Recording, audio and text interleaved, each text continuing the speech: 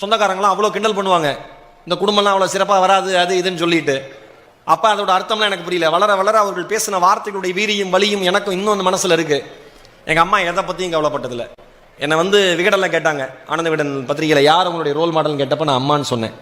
ஏன் அப்படின்னா, தன் குழந்தைக்கு தனக்கு காது கேட்காதுங்கிற குறை தெரியக்கூடாதுங்கிறதுக்காகவே எனக்கு நினைவு தெரிஞ்சு ரொம்ப வருஷம் கழிச்சு தான் அம்மாவுக்கு காது கேட்காதுங்கிறது எனக்கு தெரியும். அவ்வளோ ஸ்மார்ட்டாக பிஹேவ் பண்ணுவாங்க.